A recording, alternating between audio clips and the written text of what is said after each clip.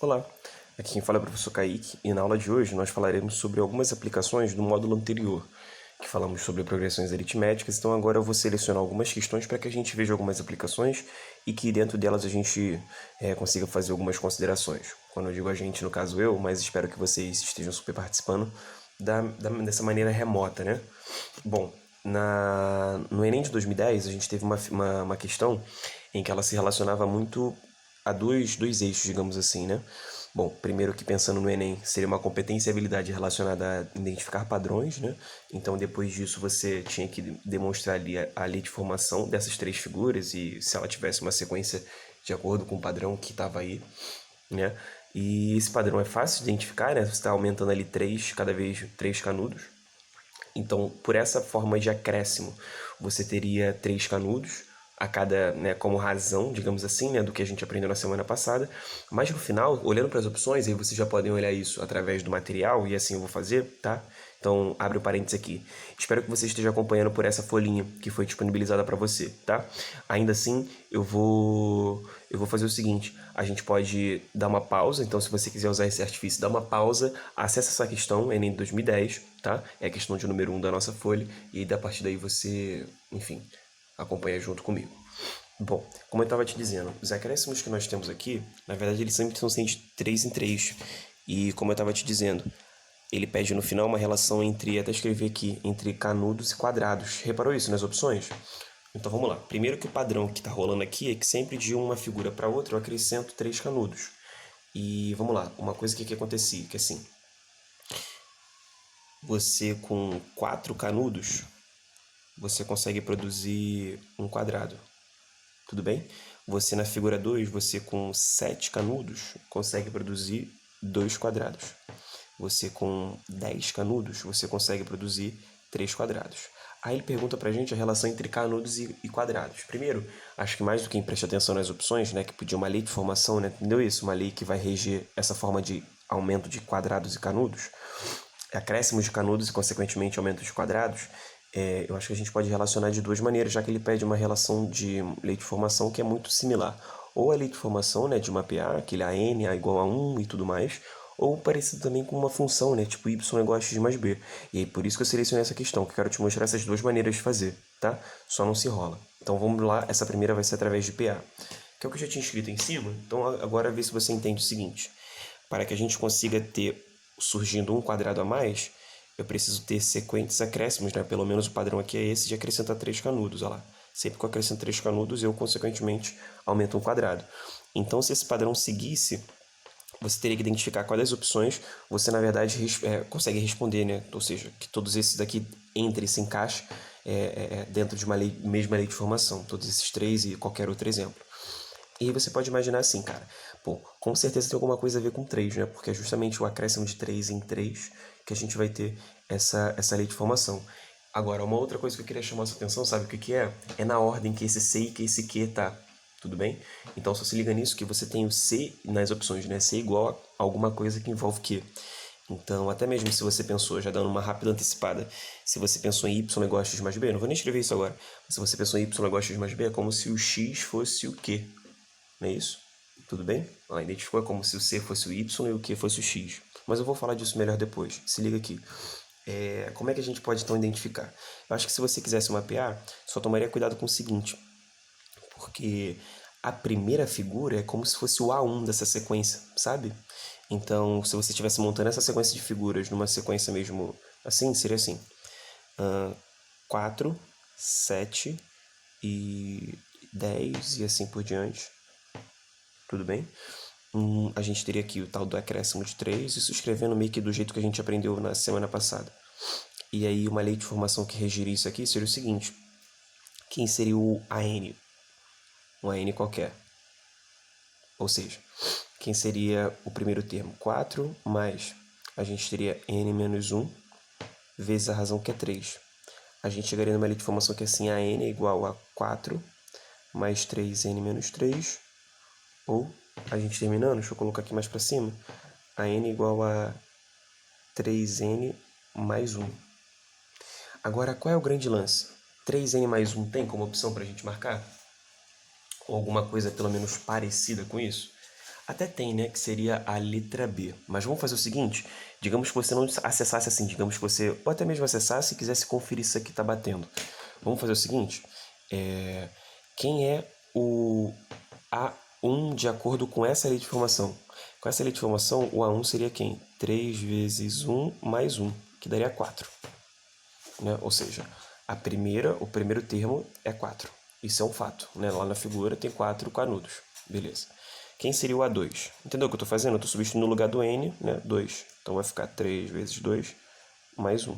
Isso daria 7. Sim? Ou até mesmo A3. Se eu substituir aqui por 3, 3 vezes 3 mais 1, o que vai dar? 10. E de novo você percebe, né, que é o que a gente tinha montado aqui do lado. Então, de fato, essa lei de formação é a lei de formação correta. Agora, se você fizesse por função do primeiro grau, eu acho que você tinha que tomar um certo cuidado. Então, vou escrever aqui em cima, meio que uma espécie de segunda solução. E aí, para essa segunda solução, o modelo algébrico que eu já vou escrever aqui vai ser y igual a x mais b. Beleza? Então, como a gente estava falando, como a gente quer uma relação entre C e Q, e as opções já meio que são termômetro para a gente verificar isso, então é como se o Y fosse o C e o X aqui fosse o Q. Beleza? Tudo bem? Aí você toma muito cuidado com o seguinte, muita gente fala assim, Kaique, eu acho que eu lembro de uma coisa. Eu lembro que esse B sempre era o termo independente, né? Sempre era o termo independente. Então, será que o termo independente eu posso colocar como 4? Então, não, porque essa é a primeira figura, essa não é a figura 0, sacou? Para você trabalhar aqui y igual a x mais b e usar essa função do b lá da função do primeiro grau, né? Que isso aqui é o termo independente, é o nome dele, mas ele, o valor de b, é o, digamos assim, deixa eu colocar até aspas, valor para x igual a 0. É o valor meio que de y para o x igual a 0, tudo bem? Então, como é que a gente pode fazer isso? Vê se você me entende. X igual a 0, essa primeira figura, ela não é o x igual a 0, ela seria o x igual a 1, né? Entende isso? Então, se você quisesse coletar o valor de b a partir dessa associação que é termo independente para o x igual a 0, a gente teria que ver qual seria, digamos assim, a figura 0. E aí a figura 0, seguindo esse padrão, seria meio que diminuir 3. Então, repara, a figura 1 é como se fosse para a gente na PA o A1 mesmo. Né? Ou, se você quisesse, na função do segundo grau, seria como se fosse o x igual a 1. Isso aqui na função do segundo grau seria x igual a 2. E aí, para você descobrir esse b com essa associação do termo independente, que é né, associado a x igual a 0, você poderia fazer isso, meio que voltar 3, e aí o b seria igual a 4 menos 3, seria 1. Kaique, não sei se eu entendi essa parada. Não tem problema, porque você também poderia fazer numa análise fria, um outro caminho possível, é fazer assim, como se fossem pares ordenados. Tipo assim, a primeira figura, figura 1, então, digamos assim, né? É como se fosse o par ordenado x igual a 1, y igual a 4. Né? Vê se faz sentido, porque lembrando, né, um par ordenado é sempre x e y. Quem é o x e quem é o y? Né? Quando eu pego essa figura 1, 4, que eu anotei aqui, quem é o x e quem é o y? Bom, na ordem seria isso. Agora, repara uma coisa. Y é equivalente ao c, né? Lembra que a gente escreveu aqui? C. E o x é como se fosse o quê? Então aqui a gente está fazendo até uma relação de acordo com a ordem que ele proporcionou, né? Por exemplo, se eu fosse pegar um outro ponto, essa segunda figura, seria o x igual a 2, porque é a figura 2, com um total de 7 canudos. Tudo bem? 2 quadrados, 7 canudos. Então está numa relação de x e y de acordo, né? E a gente poderia meio que substituir nessa lei de formação, como a gente já fez bem lá atrás nas aulas de função do primeiro grau. Ou seja, a gente pode pegar aqui e fazer o seguinte, substituir 4 igual a A vezes 1 mais B. E aqui 2, 7, fazer então 7 igual a A vezes 2 mais B. Aí repara, olha que maneiro. Se isso aqui é um sistema, a gente pode, por exemplo, subtrair, né, uma equação da outra. E aí daqui a gente consegue cancelar o B. Repara, a gente subtrair a de cima pela de baixo. Né? B cortou com B. Do lado esquerdo da equação, 4 menos 7 menos 3, né? De cima para baixo. Aí poderia ser de baixo para cima se você quisesse. Aqui é 1A e aqui são 2A's. Então, se fosse de cima para baixo, 1A menos 2A dá menos A. Ou, basicamente, que o A dá 3. E aí, se a gente encontra que o coeficiente A vale 3, a gente pode meio que substituir aqui de novo para achar o B. Aí, olha que interessante, o A 3. Então, a gente vai ter que, se eu pegar essa equação para substituir, 4 igual a vezes 1 mais B, coloquei ela aqui. Aí se eu for substituir esse A igual a 3 aqui, a gente teria então A vezes 1, 3 vezes 1, 3, 4 menos 3, 1, né? O B dando 1. Então a lei de formação, na hora do y igual a x mais b, aqui ó, ax mais b está pronto, ax 3x mais 1, se fosse no modelo y igual a x mais b. Mas como a gente sabe que y na verdade é quem? É o c. E como a gente sabe que o x é o quê? Então por isso que a gente chega numa lei de formação como essa, que seria, né, essa substituição usando-se da ferramenta que é ter identificado nas opções que o modelo era parecido com esse, então fazer por esse modelo, mas não esquecendo que as duas coisas significam a mesma coisa, tá, gente? Por isso que eu selecionei essa questão, não sei se ficou evidente. A ideia de PA, a ideia do crescimento constante, é que justamente é a mesma ideia da função do primeiro grau.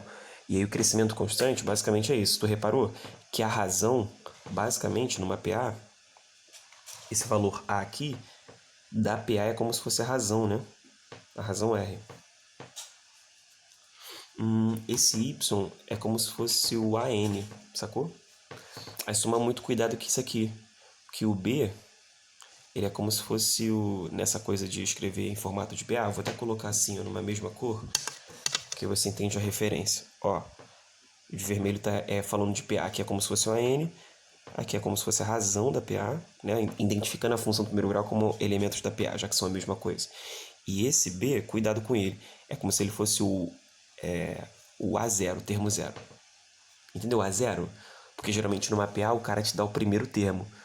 Em PA não faz muito sentido falar em A0, mas faz sentido quando a gente fala de função do primeiro grau que o B é o termo associado ao x igual a zero, como eu anotei de laranja. Então de laranja são as dicas pensando em função e as de vermelho que eu sublinhei pensando em PA. Ou seja, a função do segundo grau ela é uma PA. Y é como se fosse um N, o A é como se fosse a razão e o B é como se fosse o A0. Tá? Muito cuidado com isso. É isso, gente. Valeu. Tamo junto. Bom, gente, nessa segunda questão, acho que a gente pode falar até fica mais evidente, né? A ferramenta mais usada talvez seja a escolha de fazer pela função do primeiro grau, até porque a lei de formação nas opções dessa questão, se você quiser dar um pause aí, ver lá e depois volta, a gente vai estar falando de uma lei de formação que, né, tá bem parecida com y igual a x mais b, por isso que eu já adiantei aqui. Mas vocês vão vendo que lendo a questão, né, para quem já leu, tá entendendo o que eu tô querendo dizer, ou vai entender, é que na real parece que tá falando de PA, né, quando ele fala de um incremento que sempre vai acontecer igual, né? Então vamos lá, as informações. Ele fala ali do setor varejista e tudo mais, aí ele fala assim, comparando as contratações desse setor no mês de fevereiro com as de janeiro, então vamos lá, janeiro, só para escrever, a gente tem algum lugar para escrever, fevereiro, e registrar, né, as anotações de março. Então vamos lá. Comparando de janeiro com fevereiro, teve um incremento. Então meio que assim, ele não está falando do valor de janeiro em um valor específico de fevereiro. Está falando que de um para o outro teve um incremento de 4.300. Aí ele fala que isso totalizando 880.605 trabalhadores com carteira assinada. Então, por conta desse incremento, 880.605.